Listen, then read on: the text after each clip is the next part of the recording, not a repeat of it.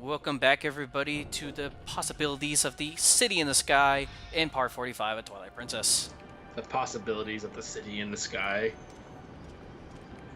Yep.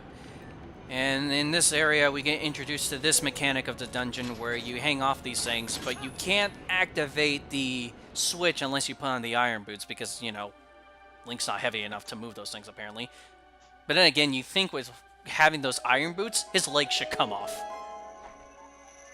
Well, they're being blown up, so his feet shouldn't be coming off that much. Well, when you turn it off, it's like, shonk. Ah, God, I just dislocated my knees. I'm pretty sure I would. I would definitely have dislocated my fucking knees. Same here. Hey, look! It's a flying lizard, Staphos. Yep. This is pretty much the mini-boss of this area. And he's not too difficult. You just gotta be careful when to properly claw shot him, because if you get him way too early, there are times that he will counteract. It will get in a good swipe, and he does actually hurt. Usually when he prepares for something like that, that's when you want to bring him in. Well, of course, there's a big red fucking dot on his shield. That's obviously his fuck me like. That's his own damn fault. He should have picked out a better shield. In all honesty, he should have just fucking stood on the goddamn wall and dodged all our arrows. We'd be stuck there forever and die of old age. Yeah, that, or just keep flying. Never revealing his shield.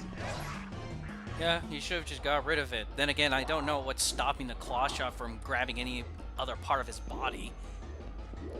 It's the logic of the claw shot. The claw! You're scared of the claw. And they pretty much are. Pretty much when you get to the halfway point of this fight, he's gonna fly through those holes, and you just gotta pay attention to where he ends up. See? Looks like he countered. Yeah, see, when you do it too early like that, without him being prepared to do a charge attack, he will counteract and hurt you. I could have sworn he did more damage to you, but then again, I could be thinking of hero mode when you're playing the HP version. Probably are. Oh god. Blow up. Indigestion. Boom. This is what happens when you're unable to fart when you're on a date. You spontaneously explode. Dude, have you ever had to deal with not farting in front of a woman just because you're on a date? No, and I hope that I never have to. Version for life? No. I'm talking about just having gas at the wrong time. Dude, there's always gonna be gas at the wrong time. Whatever you say. I should know. I'm the master of it. No, I used to live with the master of it. The pug of death. Your dog doesn't live with you? She lives with my parents right now. She's pretty fucking old at this point. Oh. She's 17. Yeah, that's pretty old. Still giving my parents fucking hell, though. Yeah, that's pretty old. But yes, we finally got our double claw shot. There could have been a lot of cool possibilities they could have used a double claw shot for, but unfortunately, you're going to get a majority of its use out there, in this area. Well, what else is new? It's Skype. Hello? Hello? There we go. Yeah. You're back. See, this is why I want to stop using fucking Skype. It's bullshit. Yeah, ladies and gentlemen, Skype fucking sucks. It fucking sucks. It keeps dropping us in the middle of our conversations. So I don't know what the hell's going on in his end. He doesn't know what the hell's going on my end. I pretty much could throw a fucking orgy and he wouldn't know about it. Not that you heard that from me. Shh. Shut your fucking whore mouth, Ethan. But yes, now we can officially be our own Spider-Mans. With a green tunic. Not as patriotic as a red suit, but whatever. Spiderling, Spiderling. Can't climb walls because he fucking sucks. Yeah, we can only claw shot specific areas. Which are only these graded areas for some reason. Don't know why, but... How did you even see that? I don't know. Probably because I have played this game quite a lot. So how the hell do we get into there? So, what I'm trying to, what I should have done the first time is this. You're supposed to keep hanging on to it so that way you still have your weight on it. Then you use the other claw shot to get through. See, puzzles like, yeah, puzzles like that are being used a lot. Now I have to point this out. There doesn't seem to be a whole lot of chain on these claw shots. Where is all these extra chain coming from? I do not know, considering the... Meh. Yeah, exactly. You might as well just leave it to the magic of video games, fantasy magic, Suddenly just extra lengths of chain come up. Because it does have an end, if I recall. Like, if I use the ability to grapple myself downwards more past the door, I'm pretty sure, if I recall, it would have ended. Well, yeah, you would have died. You would have fallen to your death. No, I think even before then, I probably would not have even been able to do that. You can't claw shot that. Yes, Oh, never mind. Yes, you can. That's the only way you can get rid of these guys. I mean, I'm pretty sure you could, arrow them, but this is just way more fun. I mean, I got the double claw shot. I might as well use it to its full advantage. It's just like, you gotta be very careful with your angle or whatnot, or else you're not gonna hit these guys. Because unfortunately, unlike the reticule that turns yellow when you're able to grapple onto something, it doesn't do that when it comes to knocking down the enemies. On the bridge, you can get blown off if you're not wearing the boots, and yet we're down there. We're not even so much as getting a fucking breeze. Yeah, you think even then, you still go flying, but I guess the air is only on top of the bridge. That doesn't make any fucking sense, but it's a video game, so I don't care. But now, since we got the double claw shot, we're gonna be now going to the right side of the area, because that's what originally we were supposed to do. But then some fucker decides you break the fucking bridge. Yeah, he broke the bridge, but even so, we still needed the double claw shot in order for us to even proceed forward anyway. But most importantly, that switch that's up there, we need to activate that because it's our only way to activate the big fan, so that way we'd be able to get to the boss door. But of course, I can't go to the boss yet without the boss key. And yada yada yada, same old shit, different day for Link. I actually pointed this out to someone, I think we talked about this in the previous video, but since there's the Stalfos Link who trains us, and then you have this Link, I honestly believe every game has a separate existence for Link. Like, it's not the same Link in both body and soul. So he's not being reincarnated or anything. He's literally a different fucking Link. Well, that's how I always pictured it to be. Always just a different Link. Well, when they try to connect the stories and everything, saying he's the hero of time, that he just keeps reappearing, yeah, I always thought it was like reincarnation shit. But with that whole aspect of him actually being undead and then training his next generation self, that's where it just throws me for a fucking loop. I'm like, wait, that means this Link is completely different. Poor kid Link too, according to this timeline. He goes out to the Lost Woods, never finds Navi, and gets turned into a Stalfos. That stupid bitch. I knew that people hated her for a reason. We all hated her for a reason. She wouldn't fucking shut up. I'm gonna be 100% honest. I think just like with the Water Temple, everybody having problems with that, I think that whole shut up thing, just only happens at certain points. Because there are points that if you do go to a certain location, like you'll see her go like, hey, hey, hey, hey, hey, hey, hey, hey, hey. But, you have to manipulate that shit. Other than that, I didn't really think she was that annoying. In fact, I did, mainly because every time I fucking tried, I walked in where she goes, hey, listen! I already know what's going on. 5 minutes there, hey, listen! God damn it, Navi, shut the fuck up! Yeah, I know I'd even pull up the menu thing for her. And then, 10 minutes later, hey, listen, same fucking thing, god damn it, Navi! Yeah, because, in my honest opinion, I thought 5 from Skyward Sword is a whole lot worse. Really? Just as bad. You're gonna interrupt my progress to just let me know that my Wiimote batteries are low? Thank you so much. Yeah, at least Navi didn't do that. Holy crap, your controller's unplugged. You probably should plug it back in. Yeah, no shit, Navi. God, it would have made it worse. Yeah, that's why I find, you know, Fi even worse. Wait. Put Navi and Metal Gear Solid for the battle with Psycho Mantis. And you had to put the controller in the port 2 instead. I see you like to play Ocarina of Time. So it just freezes the fucking game the moment you take it out of port 1. Going, hey, you should really plug this back in. That really can't. You can't do that, then I'll die. Well, you gotta put it back in if you're gonna want to play. But... I will admit, that part as a kid really tripped me the fuck out. I haven't played it, but the fact that they had the ability to do that with that game at the time was fucking amazing. At that point. That's what was so creepy about it.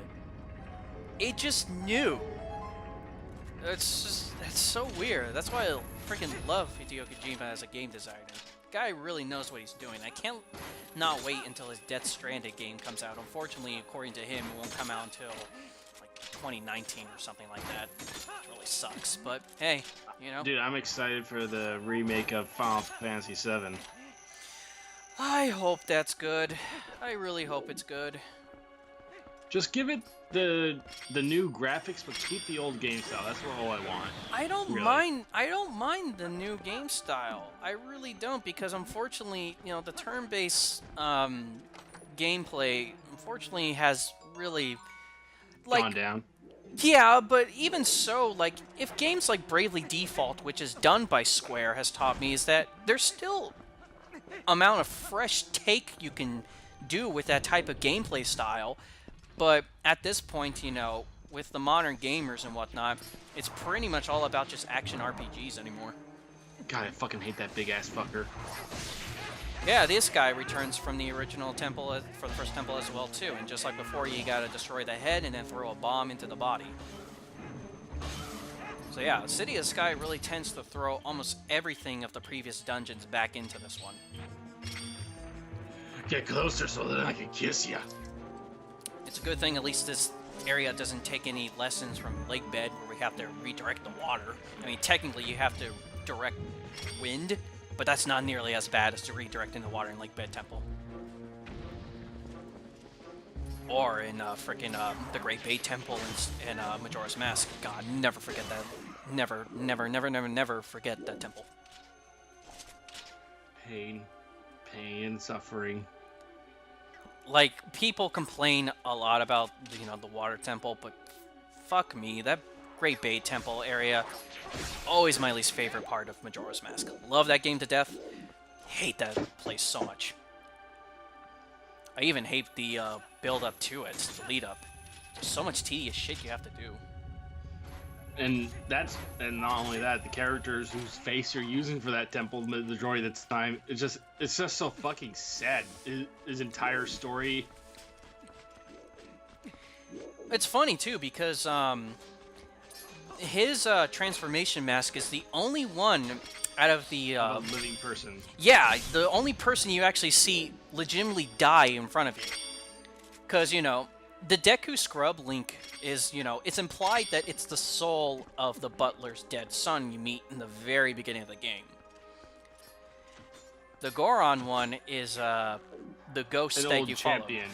Yeah, he's the ghost that leads you to his grave, and you play the Song of Healing. Like Miyaku, I think that's where Mikayu, whoever the heck the Zora's name is, I can never remember it. I only know it's like Mikiu, something like that, but he's the only legitimate one that actually dies in front of you. Actually, I don't even think he was dead when you played the song. You literally just fucking turned him into a mask and imprisoned him into the mask while he was still alive. Well, the thing is, like, the story how it goes is that, you know, the reason why he's in the predicament he was is that The He went to the temple. No, he didn't went to the temple. The Indiegogos were supposed to perform and whatnot, but Lulu and him had a thing, and unfortunately those Great Bay pirates took their children, and Lulu pretty much gone into shock to the point where she couldn't perform anymore. So he tried to go get the eggs himself and got his ass handed to by the pirates.